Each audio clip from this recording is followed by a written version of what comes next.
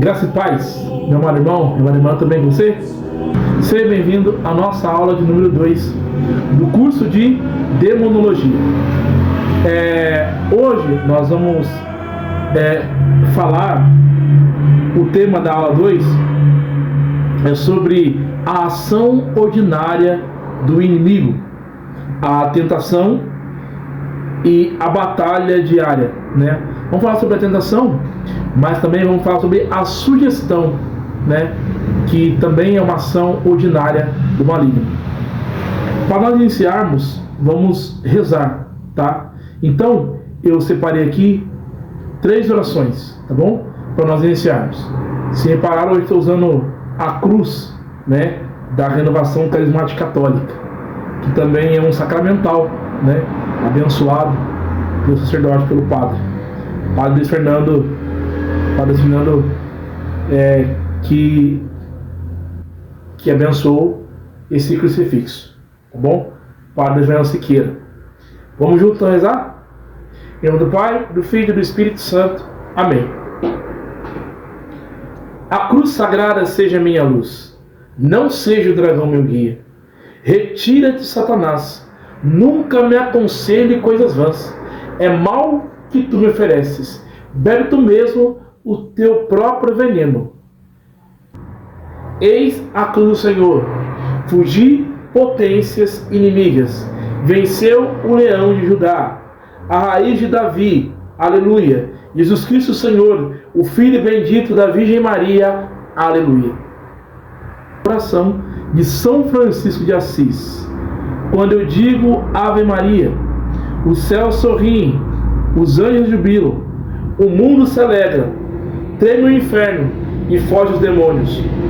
Vós sois, ó Maria, a filha do Altíssimo Pai Celestial, a mãe de nosso Senhor Jesus Cristo e a esposa do Divino Espírito Santo.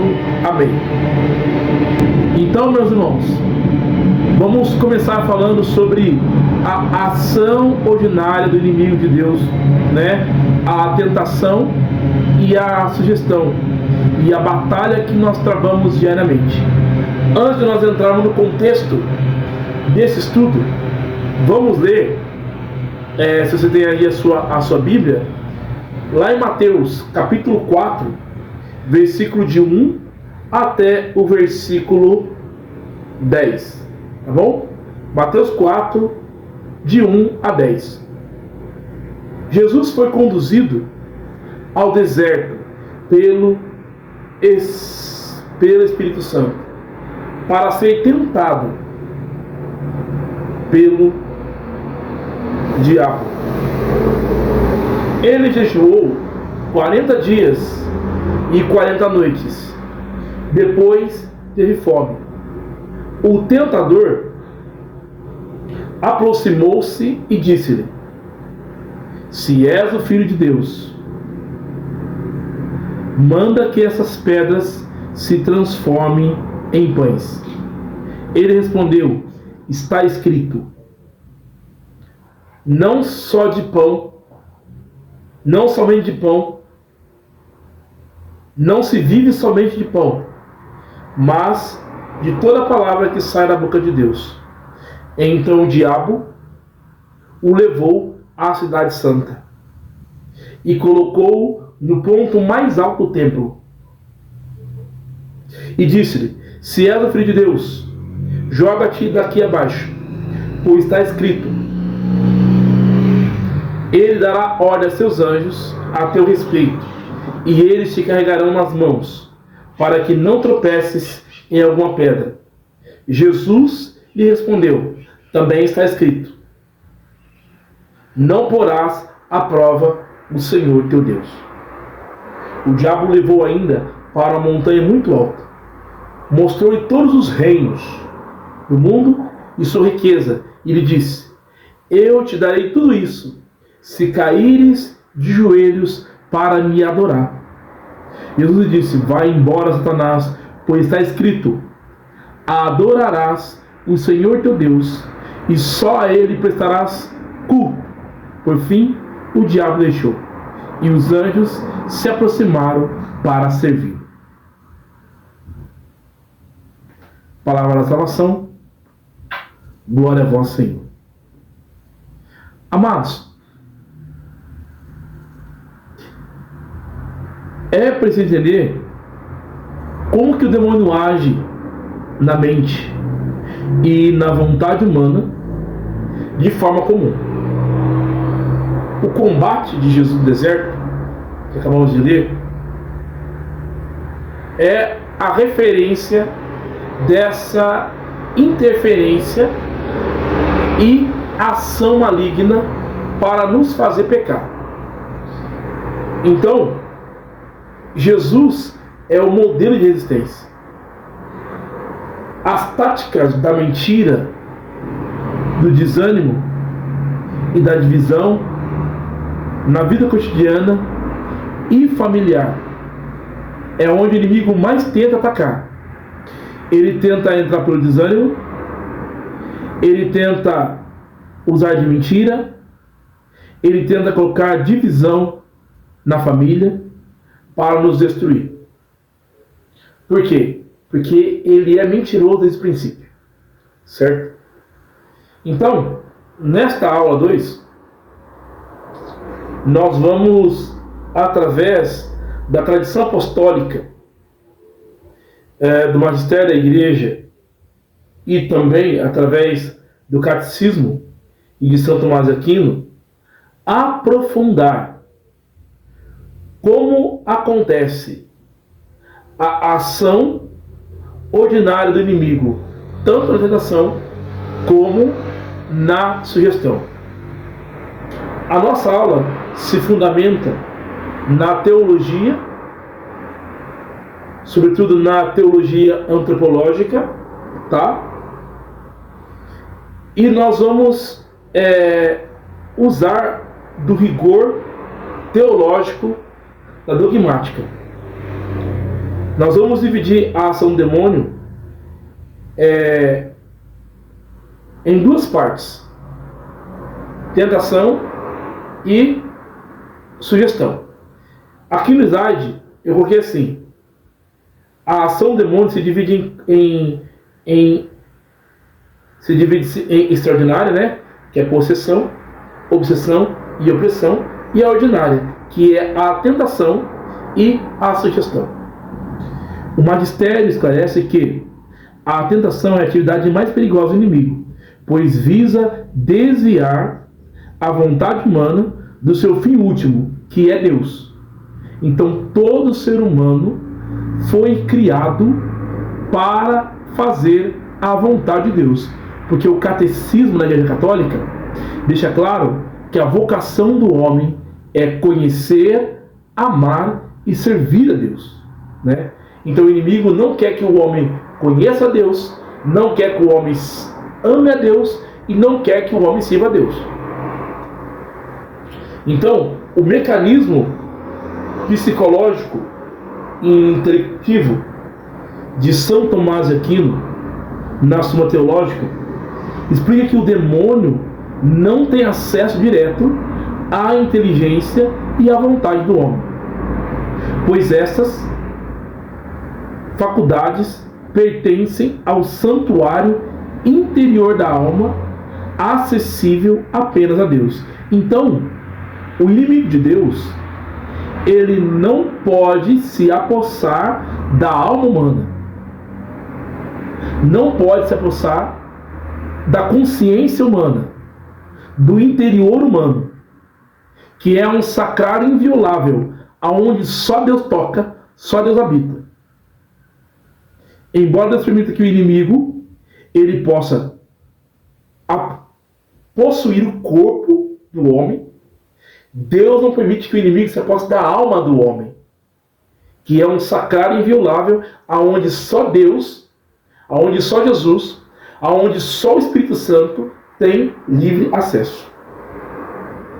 Mas antes de tratarmos diretamente da tentação e da sugestão, que são os dois meios da ação do maligno, precisamos entender a terminologia dos nomes que usamos na teologia e na espiritualidade para nos referirmos ao mal, que na verdade não é um ato ou uma ação abstrata, mas, como diz o Papa Paulo VI, o demônio é uma pessoa, alguém pervertido e pervertedor. Foi uma locução que ele fez no ano de 1976. O inimigo de Deus, o demônio, é uma pessoa, alguém pervertido e pervertedor. Então essas ideologias que têm surgido por aí, dizendo que o demônio é uma coisa abstrata, que o demônio é a personificação do mal. Sim, o demônio é a personificação do mal, mas ele é uma pessoa real, é um anjo real, é um anjo caído, é um anjo que perdeu o direito da visão beatífica. Então ele é real, ele existe, não é fantasia, não é história da carochinha, ele realmente é um anjo destronado, que quer perder as almas, como diz a oração de São Miguel Arcanjo.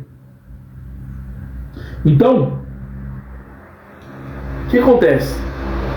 Tem um documento que eu mostrei para vocês semana passada, que é da Conferência Nacional dos Bispos do Brasil, ok? Que é da Comissão Episcopal Pastoral para a Doutrina da Fé. Então, ele vai falar a respeito de exorcismos, uma reflexão teológica e orientação pastoral, subsídios doutrinais da CNBB.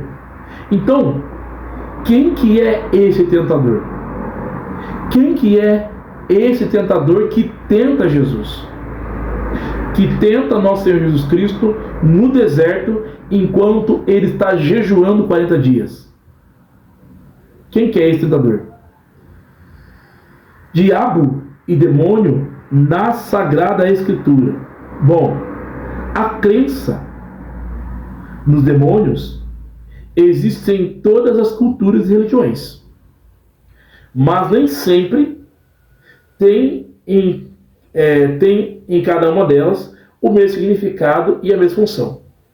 Os conceitos que temos de diabo ou Satanás e demônios são o resultado de um longo processo marcado pela influência de diversas tradições.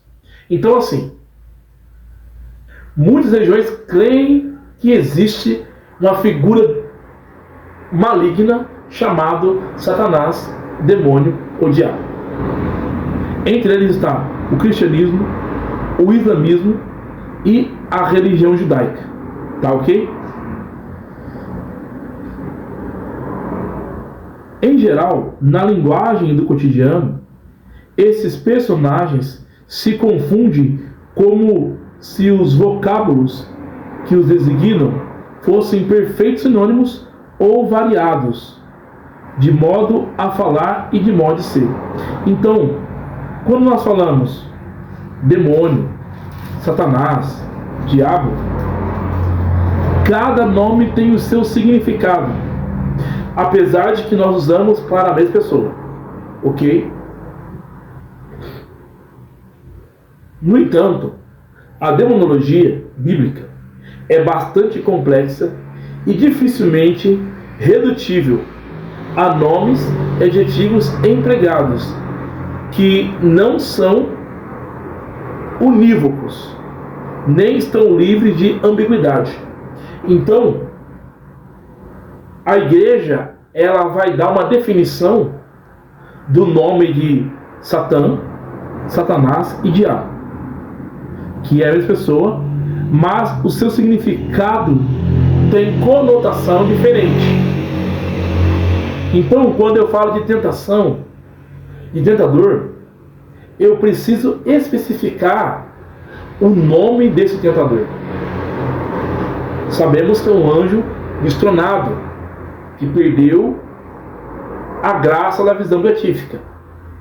Mas como que nós definimos a terminologia do seu nome?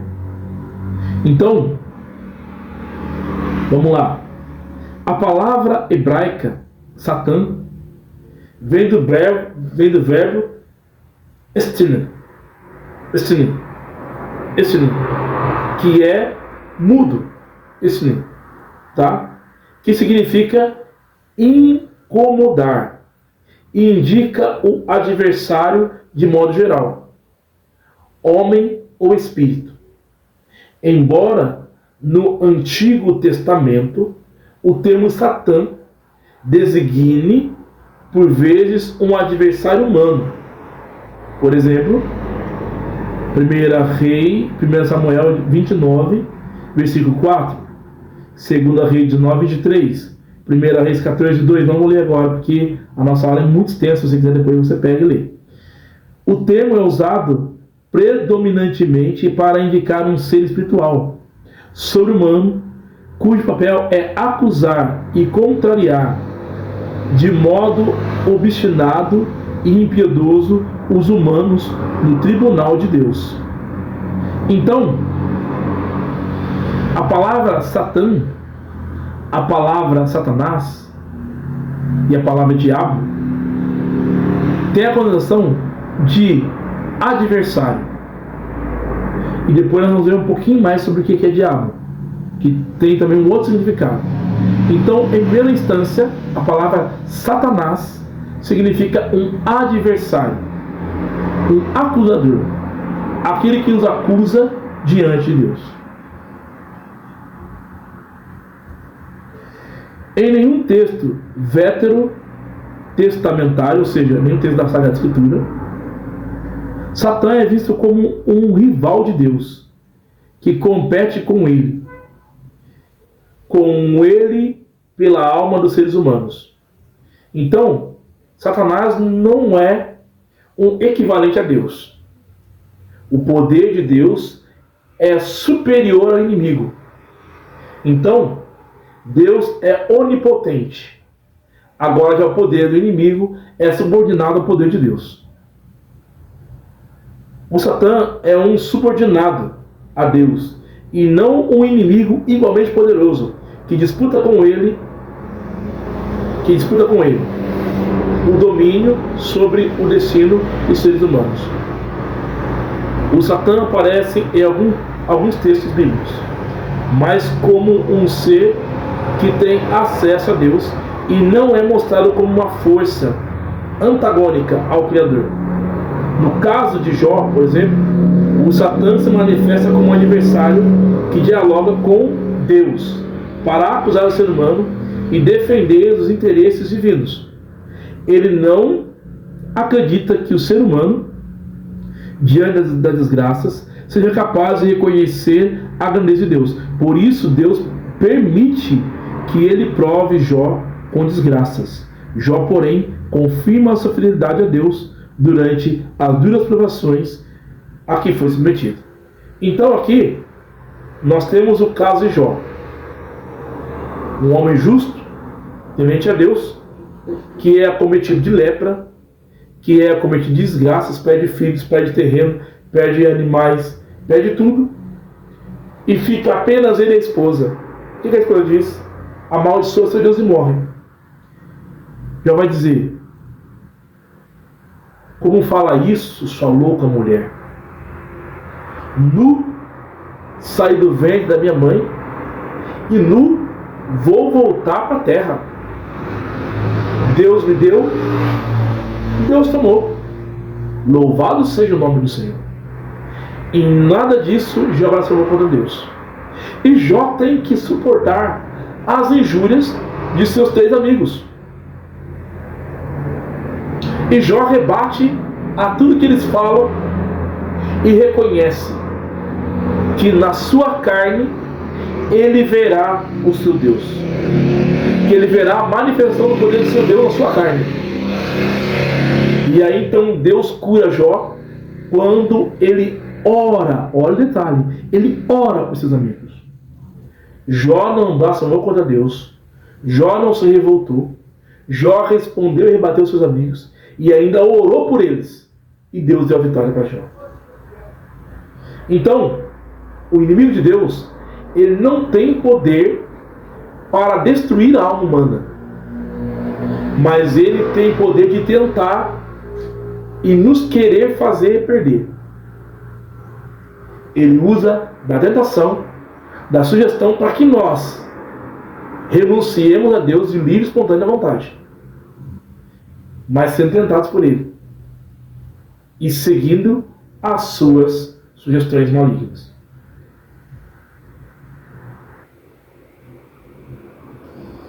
Isso se encontra especialmente nos 2 primeiros capítulos do livro de Jó.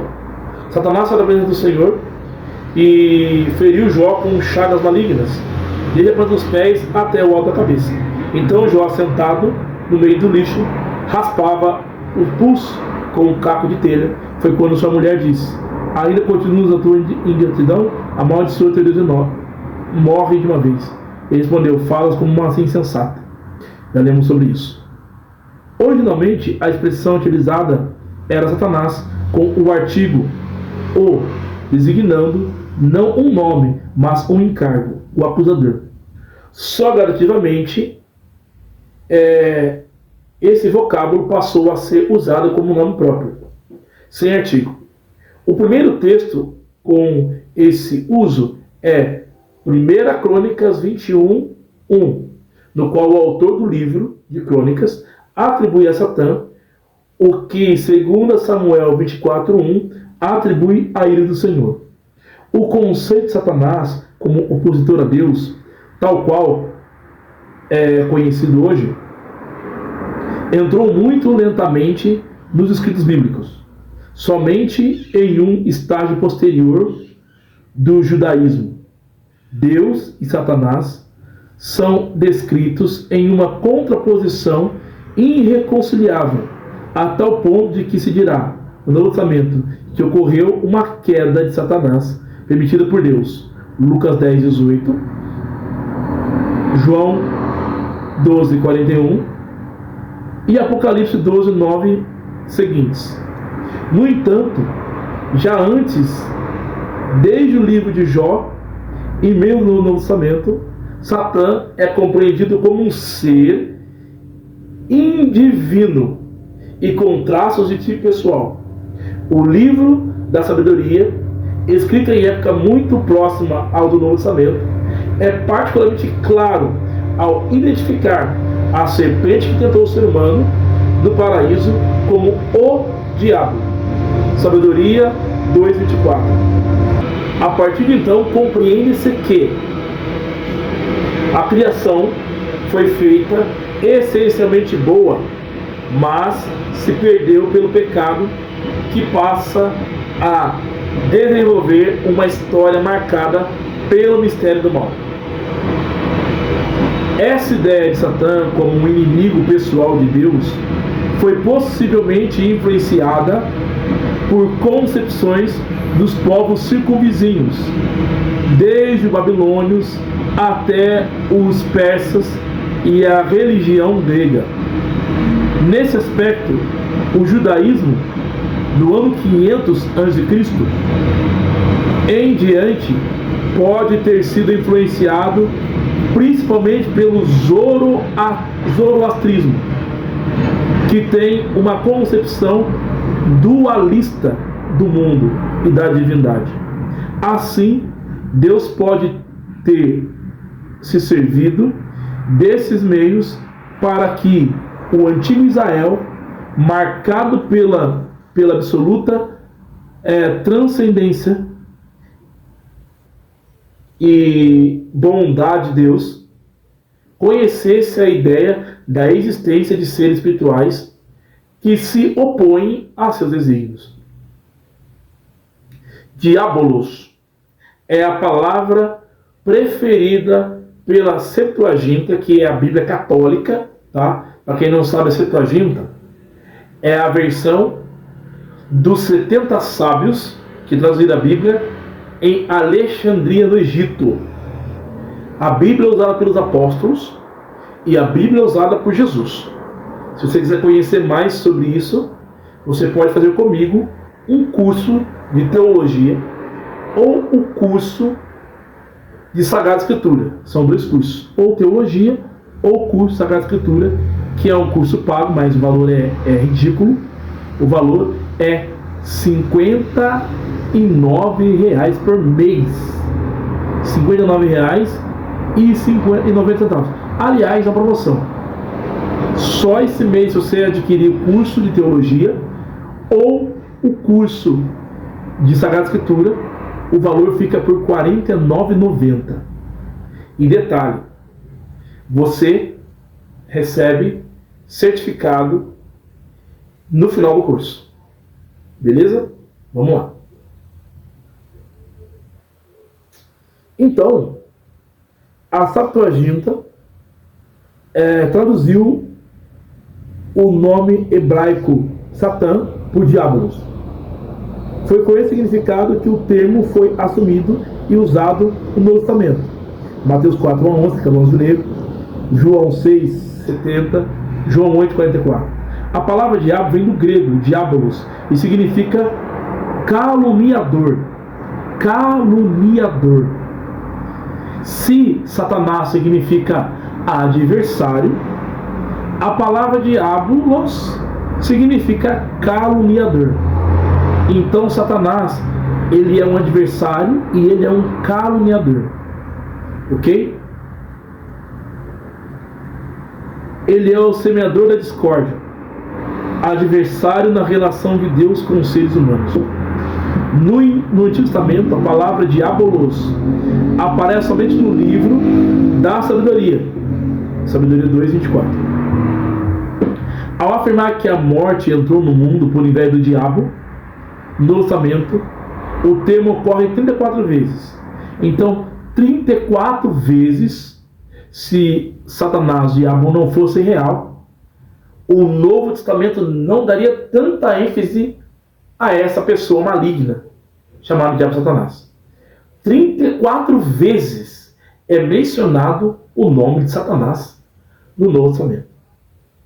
Em síntese, pode-se dizer que diabo é aquele que quer dividir a relação existente entre o Criador e os humanos. Por isso ele equivale a Satanás, que, como vimos, indica que ele é inimigo do ser humano em sua relação com Deus. Por isso é também o adversário de Deus e de seus desígnios. O diabo, contudo, continua a ser tentador da humanidade, aquele que tira a palavra do coração humano e impede o entendimento do discípulo. É interessante. Ontem, domingo, o evangelho foi qual? O semeador. Não é isso? No orçamento, na parábola do semeador, nós encontramos a afirmação de Jesus ao dizer que o inimigo é como um pássaro.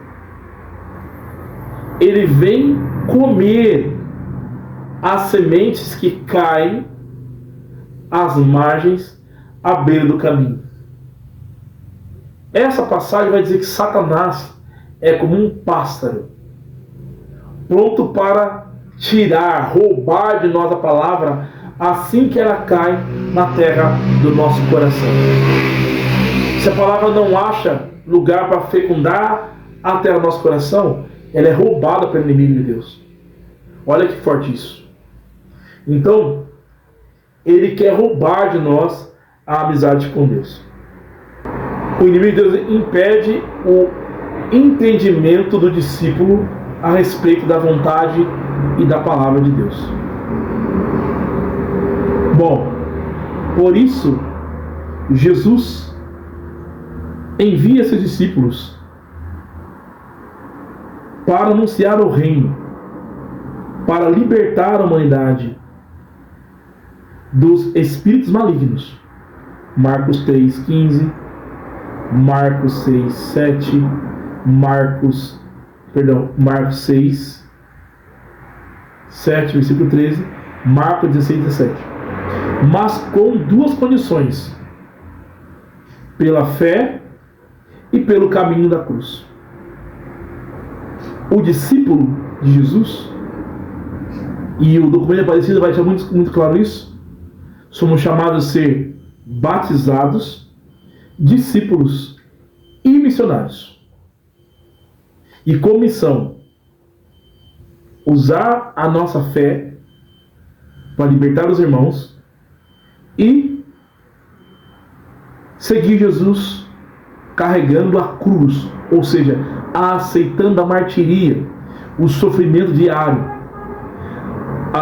o sacrifício, a entrega de vida pela salvação das almas. Satanás está no lado contrário. Ele se esforça para tirar o sentido da graça e desviar a humanidade do caminho da obediência e do seguimento de Jesus.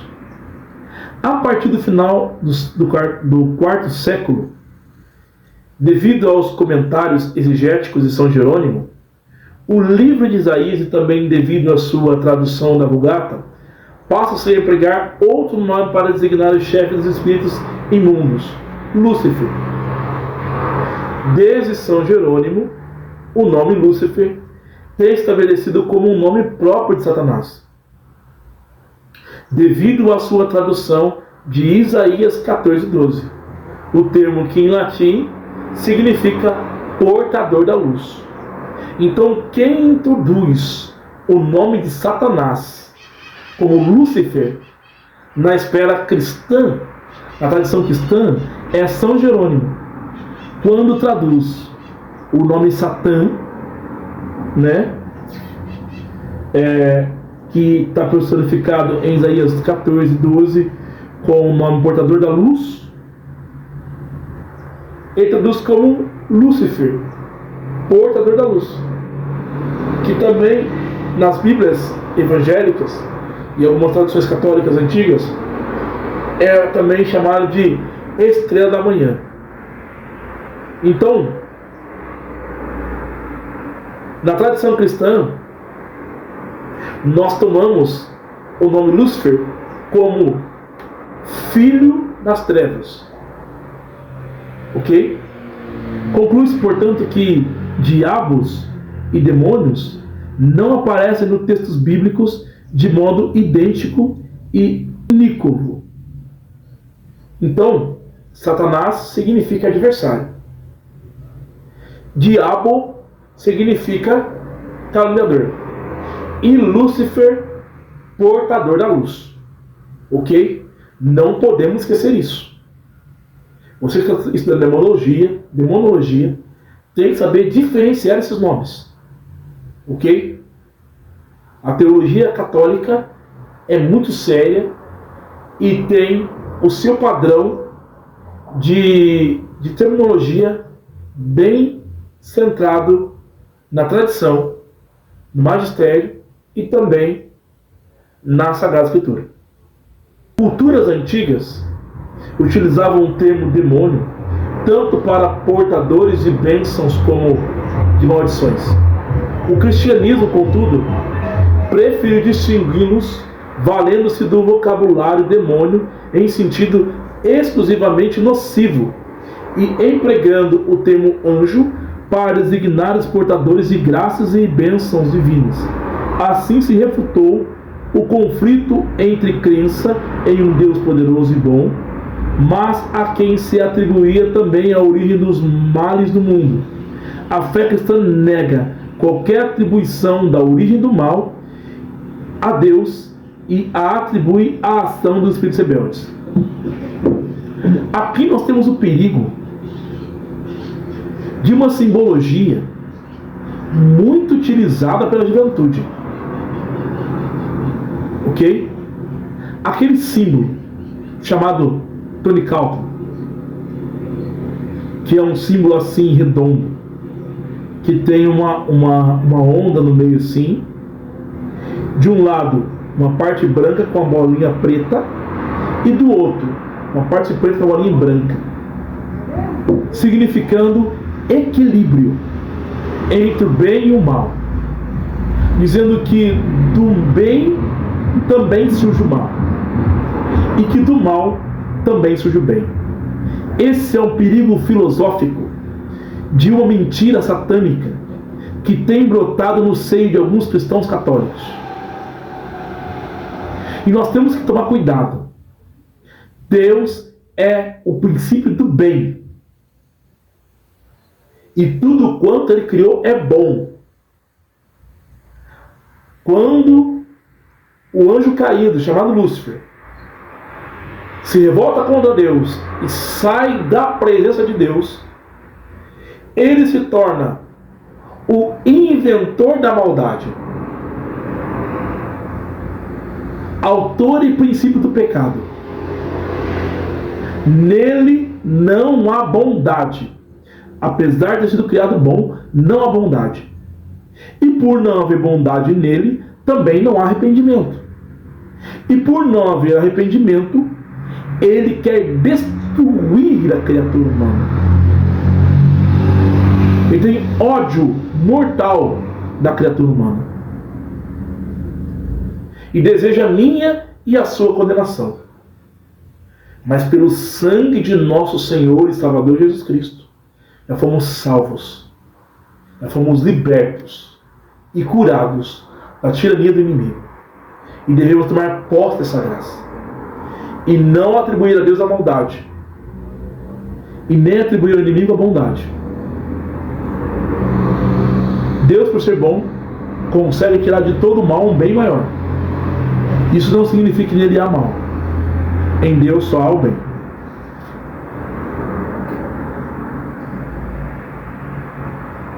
No Antigo Testamento, o que normalmente se denomina de demônio é algo indeterminado e pouco preciso.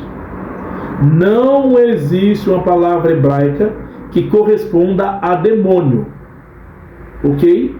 Não existe uma palavra hebraica que corresponda a demônio. Havendo sobriedade a respeito da crença nos demônios, no livro de Tobias aparece o demônio Asmodeu, considerado um espírito da desgraça, concebido com características pessoais.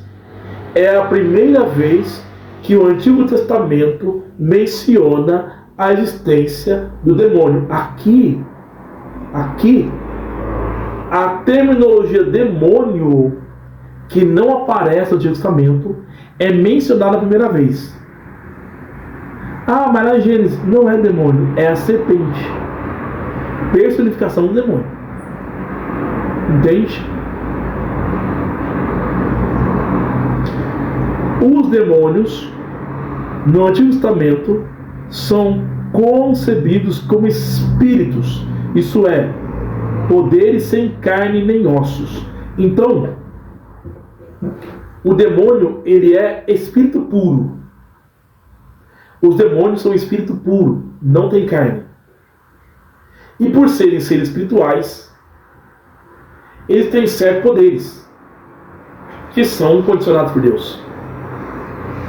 Por serem anjos. Anjos caídos, mas são anjos. Seus poderes são limitados. Ok?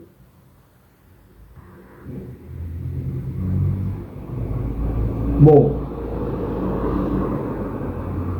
o demônio no Testamento, os demônios no Testamento são concebidos como espíritos, isso é, poderes sem carne nem ossos.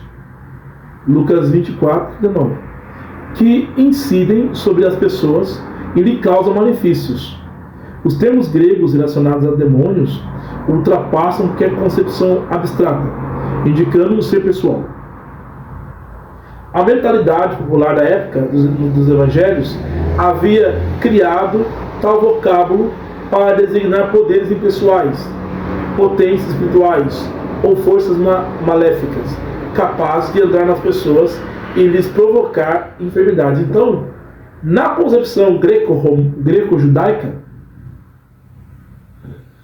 demônios eram poderes sem carne, o poder do mal, e não pessoa, e não uma realidade espiritual pessoal.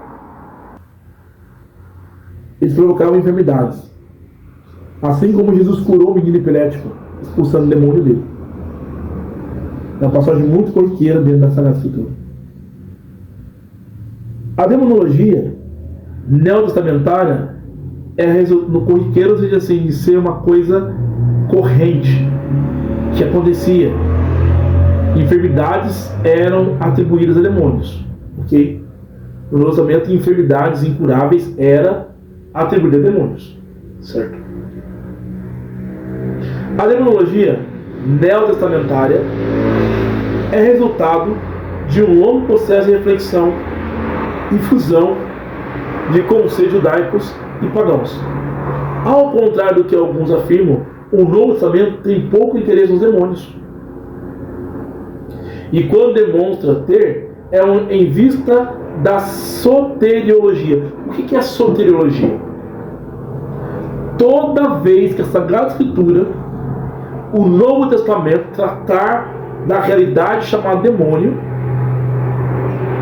está preocupada não em enaltecer o poder do mal, mas mostrar a autoridade de Jesus para a salvação dos homens.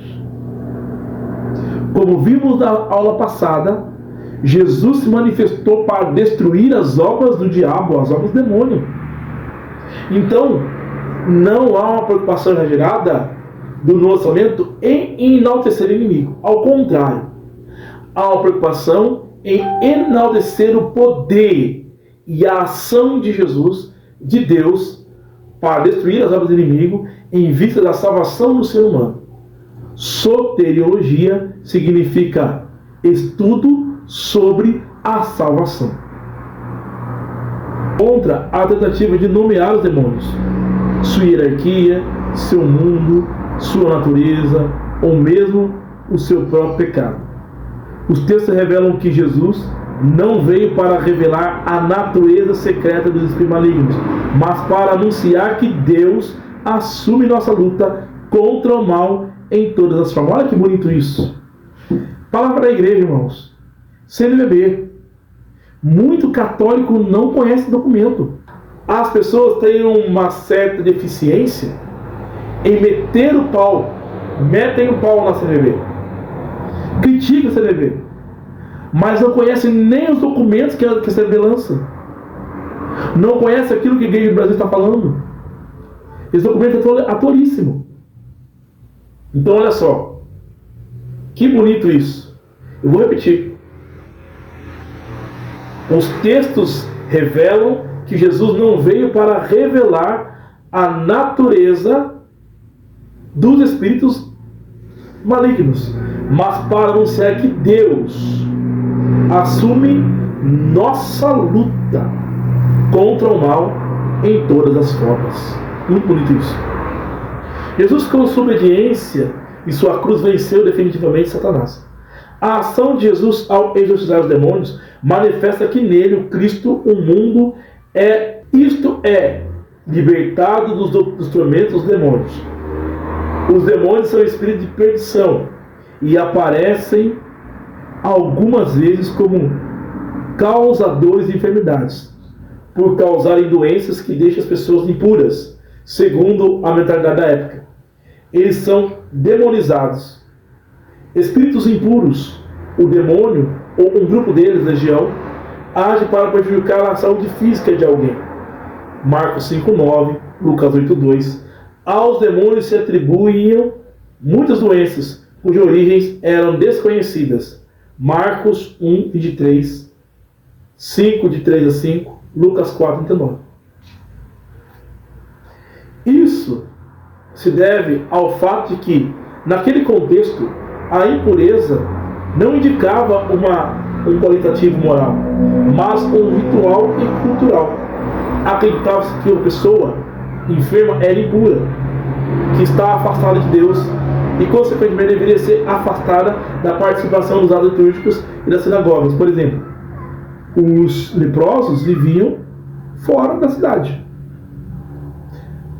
Ao caso da hemorraíça, ela vivia na casa dela. Não podia contar com ninguém. Era impura. Os endemoniados gadarenos prendiam eles com corrente, porque eles eram perigosos. Então perceba que a ação do mal, ela traz três coisas. Presta atenção nisso, que não está aqui na apostila. Três coisas: afastamento de Deus, afastamento da comunidade litúrgica da igreja e afastamento da sociedade. Três coisas a ação do maligno causa em nós. Não é brincadeira. É muito sério isso. Paulo menciona o demônio menos ainda que nos evangelhos.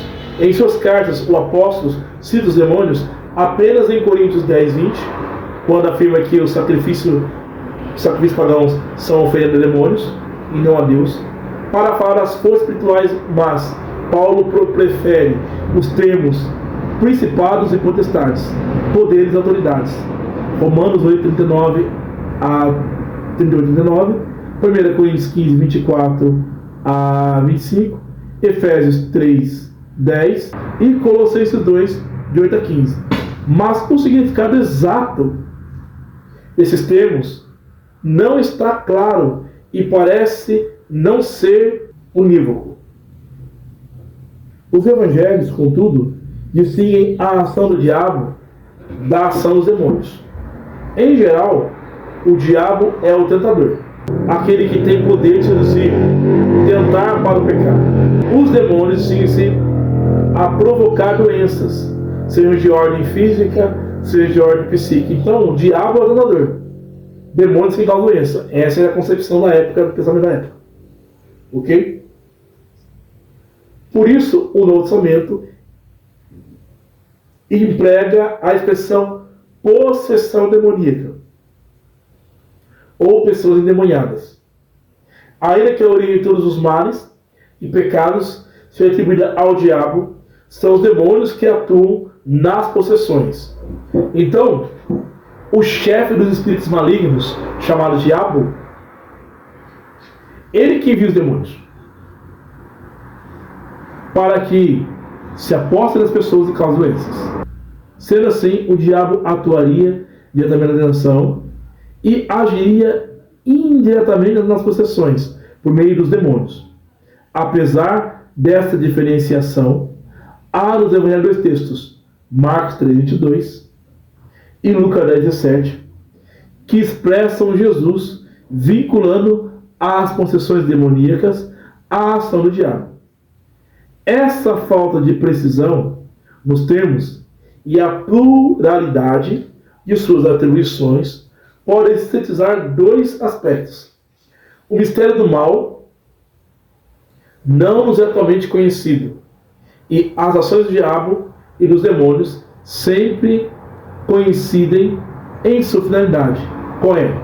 Prejudicar o ser humano e afastá-lo de Deus. Então, tanto a ação do diabo quanto dos demônios tem uma só finalidade: prejudicar o ser humano e afastá-lo de Deus.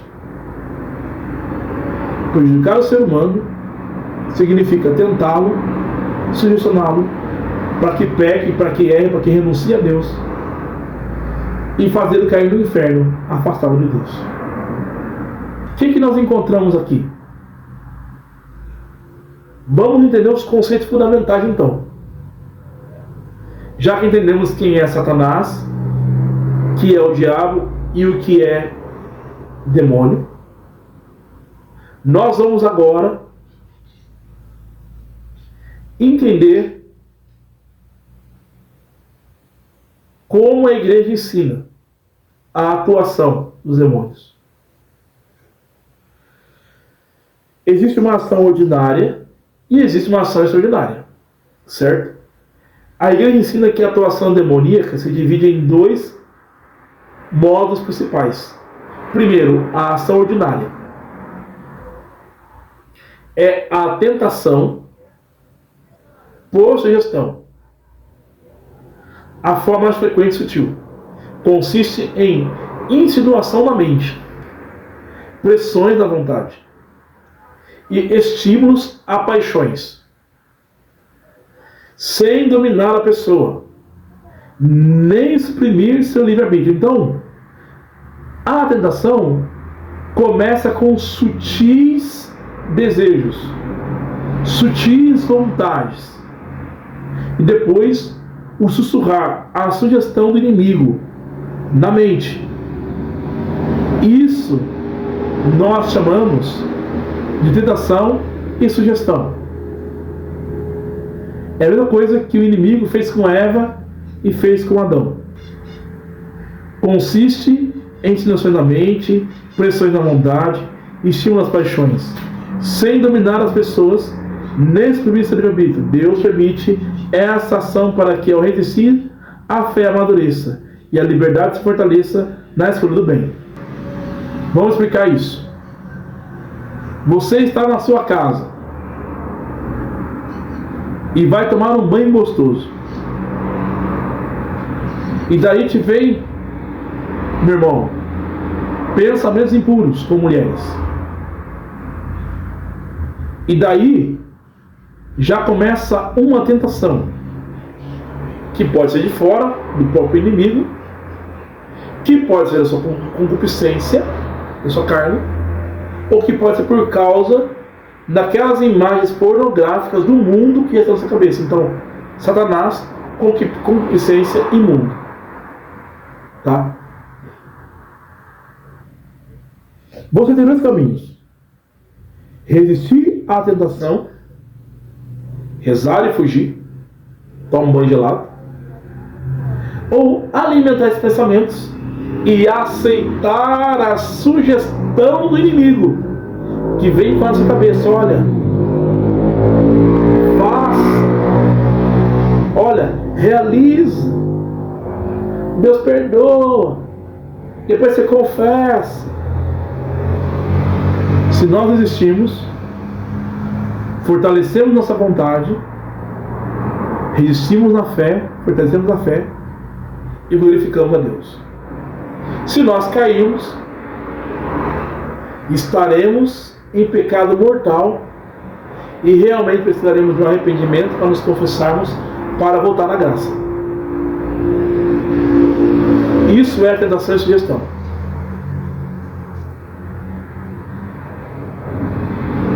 A ação extraordinária inclui um passo a mais. Além da tentação,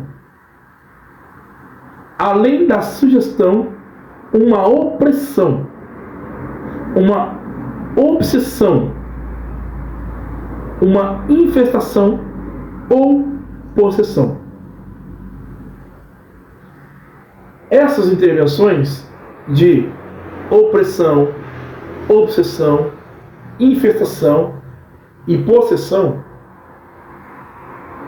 são intervenções mais raras, que exigem a avaliação canônica, rigorosa e ministério específico de exorcismo. Chega uma pessoa no grupo de oração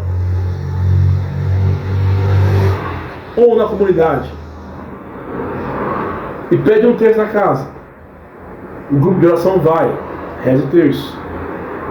Só que percebe-se ali que há alguma coisa diferente, uma coisa espiritual diferente.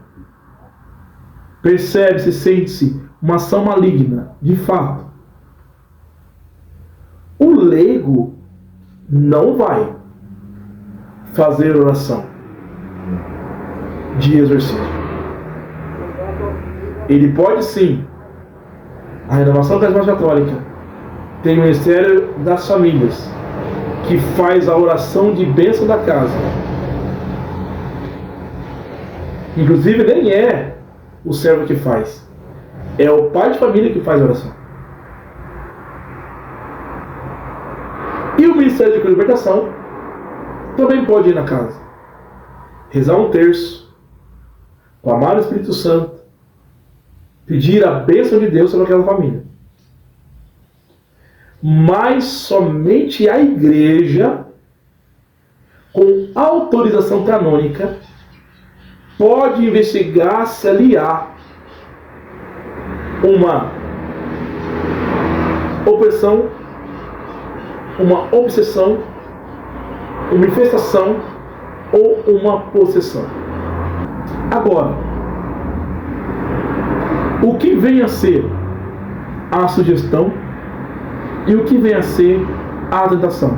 Pois bem, a sugestão é o meio pelo qual o inimigo insere pensamentos chamado logismoi, imagens ou sentimentos que parecem vir de nós mesmos, como eu falei para vocês, tá? A concupiscência é aberta à ação do mal, seja ele o demônio ou do mundo que está em nós, porque vemos o mundo também. Então o inimigo, ele traz esses pensamentos. E sem significar como autor. O inimigo não se mostra como autor. Ele só joga, só lança pensamentos, a sugestão, como fez com Adão e Eva. Não é um comando, mas é uma proposta. O inimigo, ele vem sutilmente nos fazer proposta. E toda vez que recebemos a sugestão do inimigo, é algo que sempre parece prazeroso, gostoso, bom para a carne.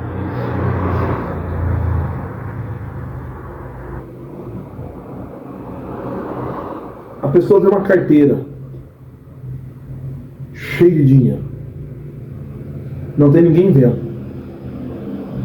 O inimigo sugestiona: pega essa carteira, ninguém está vendo, você está precisando dar conta, pega essa carteira. A pessoa vai e pega. Sugestão do inimigo. Entendeu? É uma proposta que o inimigo faz a nós. Tentação é o conjunto formado pela sugestão somada à nossa inclinação ao mal. Aqui é pior ainda, porque junta a sugestão do inimigo com a nossa concupiscência. E aí então nós sentimos a sugestão. E aí temos a opção de não pecar. Porém, o pecado surge apenas quando a vontade consente na deliberação ou deliberamento, tá? Isso é muito sério.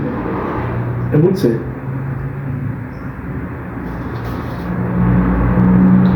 Como o inimigo age na mente e na vontade humana? Então, sugestão é a proposta do inimigo para que nós pequemos. É sempre atraente, parece coisa boa, como foi com Adão e Eva, como foi com Jesus. Ele estava com fome, prazer, transforma as pedrinhas em pães. Ele era todo poderoso. Lança-te do templo, os anjos vão te proteger. Ele era Senhor dos Senhores. Te darei todos esses reinos se você se prostrar diante de mim. O prazer da carne, comida. O prazer do ego, mostrar o poder e a glória. O prazer da soberba, o prazer do poder, dominar todos os reinos da terra. O inimigo vem através de Jesus. O inimigo vem querer tentar Jesus. Como Jesus rebate o inimigo? Pela palavra de Deus. Não só de bom vivo homem, mas de toda a palavra que sai da boca de Deus. Jesus diz ao inimigo: não porás à prova o Senhor teu Deus. Adorarás o teu Deus e só a Ele prestará culto. Jesus rebate as propostas e sugestões do inimigo por meio da palavra de Deus. E que se torna também a tentação. Porque Jesus, ele tinha uma natureza humana que, apesar de não ter pecado nenhum, também sentia as dores de ser tentado como todo mundo. Em Jesus não havia concupiscência, porque era Deus. Concupiscência é uma inclinação ao mal. Jesus não tinha isso. Mas Jesus sim foi tentado. Na sua divindade de Filho de Deus. O demônio não pode ler nossos pensamentos, nem forçar nossa vontade. Só Deus age diretamente no interior da consciência e da liberdade, como ensina São Tomás de Aquino. Ele só pode persuadir e nunca obrigar. Por mais que o inimigo queira, ele nunca pode forçar a nossa vontade, ele não pode ler nossos pensamentos. Só Deus age no nosso interior. O inimigo é apenas uma ação externa, não interna. A ação na mente, distorcer o juízo e a verdade. Atuando como pai da mentira, João 8,44, ele distorce a palavra a realidade, tira o texto do contexto, igual fez com Jesus, exagera dificuldades ou minimiza a consequência do mal, como fez com nosso pai. Não morrereis, sereis como deuses. Semeia dúvidas sobre o amor de Deus, o valor pessoal, a bondade do próximo ou a vaidade da fé. Quando as pessoas falam assim: eu acho que Deus não me ama, porque eu sofro tanto, Deus não vê. Isso aí é ação do mal. Apresenta o mal como bem, crucifica o egoísmo como cuidado de si, mentira como solução prática, divisão como defesa de princípios. Que as pessoas que brigam e falam: eu estou certo, não vou pedir perdão. Está aqui. É a ação do mal.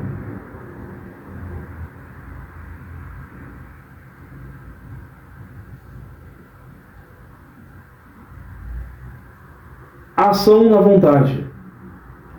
Explorar debilidade e paixões. Ele estuda nossos pontos fracos e age por sugestão indireta. Gente, é interessante isso. Como que a seleção brasileira perdeu o jogo contra o Noruega? Desculpa falar sobre isso, mas dói na gente ainda, né? Essa eliminação. Como? 2 gols de Haaland, que estava posicionado na tática e que sem nenhum marcador conseguiu fazer. Ele não tinha nenhum zagueiro marcando ele. E no segundo tempo conseguiu 2 gols.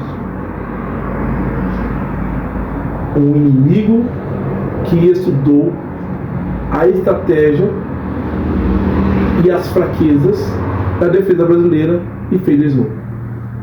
O inimigo de Deus é como um atacante de futebol que estuda nossas fraquezas para depois atacar.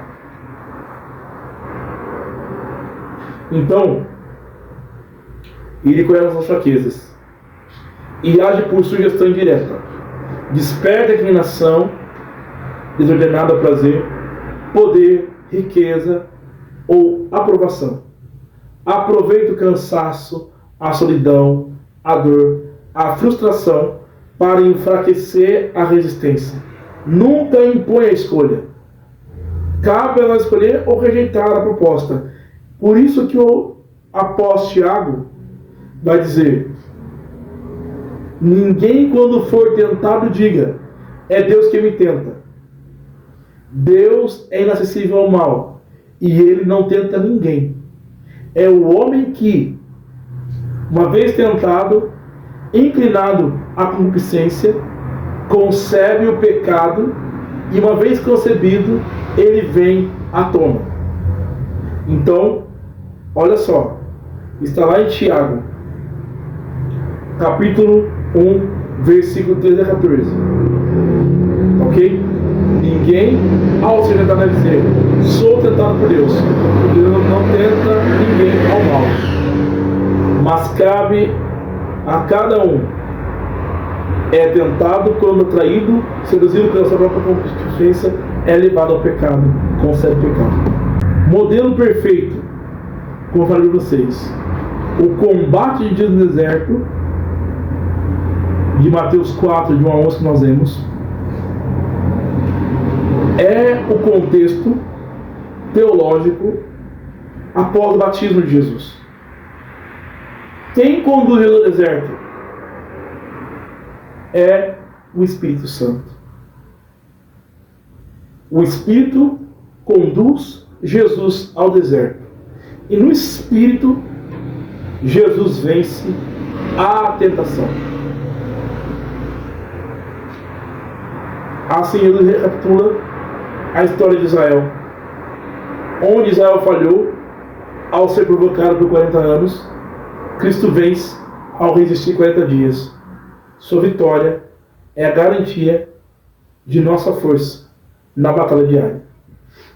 Aqui existem 3 situações e as táticas e respostas de Jesus. Então, tentação: transformar pedras em pães. Tática da aflição do inimigo: desconfiar da providência, reduzir a vida apenas às necessidades materiais. E qual que é a resposta de Jesus? Não só de pão vive o homem, mas de toda palavra que procede da boca de Deus. Deuteronômio 8:3. Qual foi o princípio de resistência? Confiar em Deus, mesmo na escassez. Colocar o bem espiritual acima do conforto.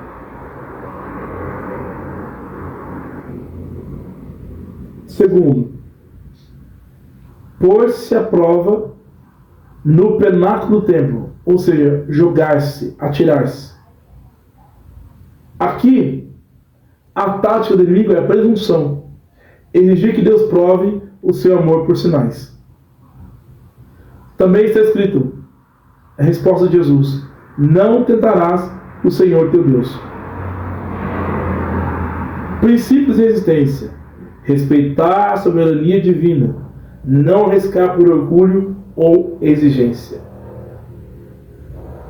Terceiro, a tentação de adorar. Adorar-me para receber os reinos. Adorar-me para receber os reinos.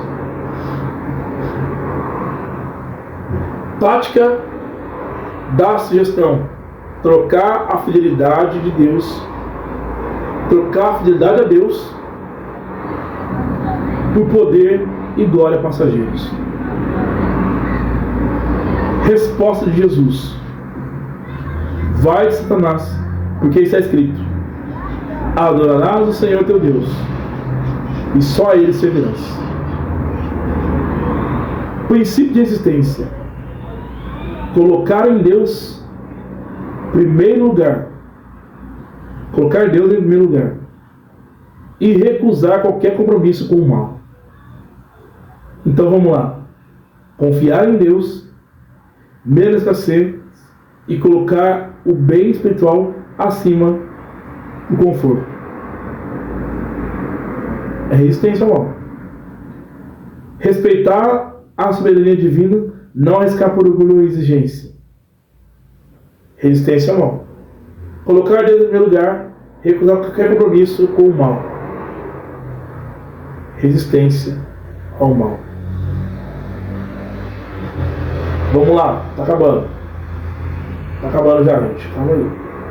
Método de Cristo para nós. Primeiro, uso da Escritura. Responder com a palavra de Deus. Espada do Espírito. Efésios 6:17. Não discuta com o mal, mas afirmar a verdade. Clareza de identidade. Sabe quem é e a quem serve. Tenha clareza de quem você é e a quem você serve. Submissão ao Pai. Sua força vem da graça, não de si mesmo. Muito importante isso. Táticas ordinárias na vida cotidiana e familiar. A mentira. Corroer a desconfiança e a verdade. O inimigo ele quer corroer a confiança e a verdade. A confiança de marido e esposa, a confiança entre pais e filhos. E estabelecer ali a mentira. Mecanismo: distorcer fatos, omitir detalhes, criar narrativas que justificam um erro ou ferem o outro. Quantos casais que se separam por causa de mal entendidos? Quantos pais e filhos estão brigados por causa de mal entendidos? Sem a verdade não há amor e comunhão. O princípio para que a família continue de pé, mediante a ação do mal, é sempre a verdade. Doa o que doer. No lar, o inimigo lança fofoca, acusações infundadas, segredos que rompem a confiança entre cônjuges, pais e filhos. O combate é viver em transparência, lembrar que Cristo é a verdade, pedir luz para enxergar a realidade como Deus a vê. Não saia brigando, não saia discutindo, não saia impondo, ore, discerne, porque aí pode haver ação do mal.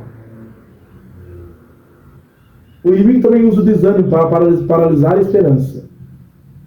Mecanismo: apresentar queda como fracasso definitivo, dificuldades como insuperáveis, a graça como insuficiente, e é a assedia, ou seja, tristeza diante do bem espiritual. Na prática, o inimigo faz se sentir inútil, crer que não vale a pena tentar de novo e que Deus se esqueceu de nós. Como vencer isso? Oração, jejum, penitência, confissão, Eucaristia. A divisão, romper a comunhão. O mecanismo, o nome diabo significa literalmente aquele que divide. Ele exalta diferenças, cultiva ressentimentos, incentiva críticas destrutivas e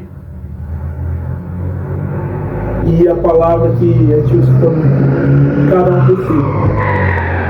Tem famílias que falam isso. Meu irmão que se lasca, cada um por si. A azar da esposa, cada um por si.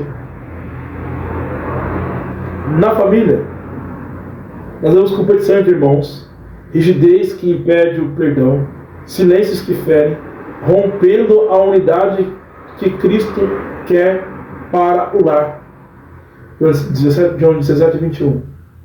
Qual que é o combate? O combate aqui é buscar reconciliação logo, cultivar gratidão pelo outro, rezar juntos. Tem família que não reza o terço junto, gente.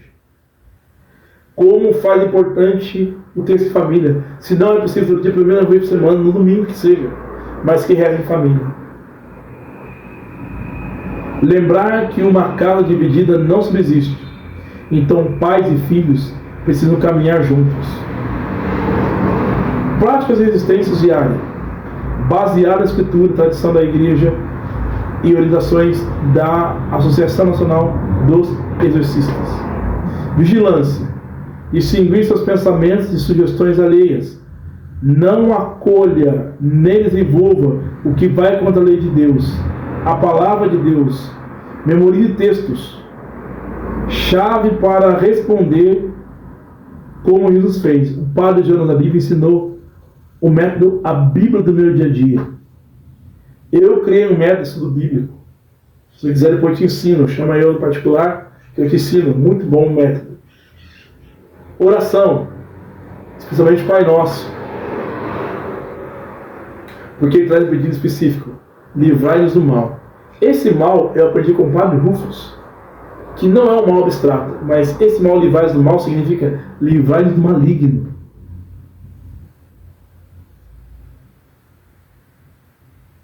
O rosário é a arma eficaz contra as ciladas do inimigo. São Domingos de Gusmão chamava o rosário de flagelo dos demônios. Eles não suportam o rosário. Eu presenciei a libertação de uma pessoa que estava sob a pressão maligna só através do rosário. Rezando o rosário, o mal bateu em retirada. Sacramentos, como eu falei: confissão, que restaura as forças; Eucaristia, alimenta a união com Cristo, nossa fortaleza; a humildade, olha gente, a humildade, reconheça que sozinho não basta, a vitória vem da graça; a fuga prudente, afasta a ocasião de pecado antes de chegar ao confronto direto. Irmãos, se eu não me engano, Eclesiástico 20 vai dizer: foge do pecado como quem foge uma serpente. Não queira medir força com a tentação. Não queira medir força com a sugestão. Reconheça ser fraco e fuja. Esconda-se debaixo da chaga do lado aberto de nosso Senhor Jesus Cristo. Corra para a cruz, adora o seu joelho. Corra para a Virgem Maria, reza o rosário. Mas não queira medir força com o mal.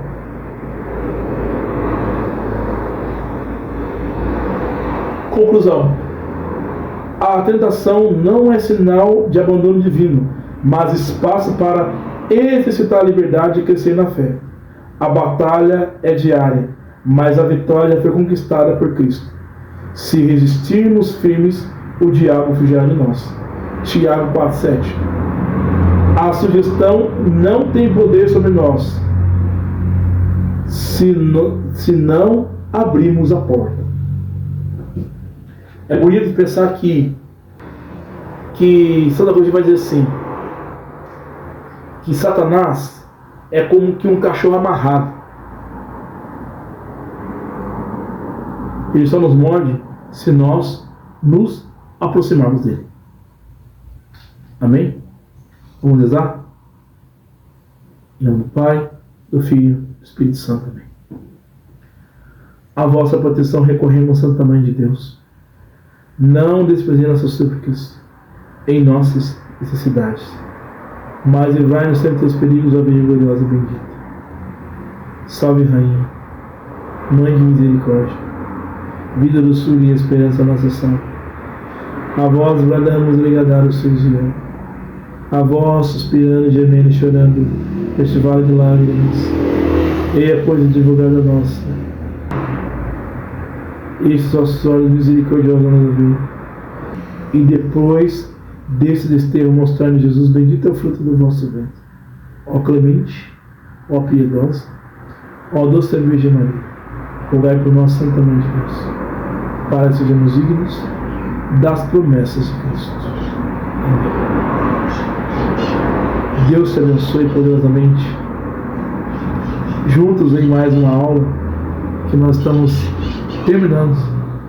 Em nome de Deus que é Pai, Filho, Espírito Santo. Amém. Te espero segunda-feira que vem para a nossa terceira aula. Põe aqui nos comentários o que você achou desta aula e se tem sido bom para você. E lá no grupo coloque o OK para que eu possa dar presença. Tá bom? Deus abençoe. Fique na paz.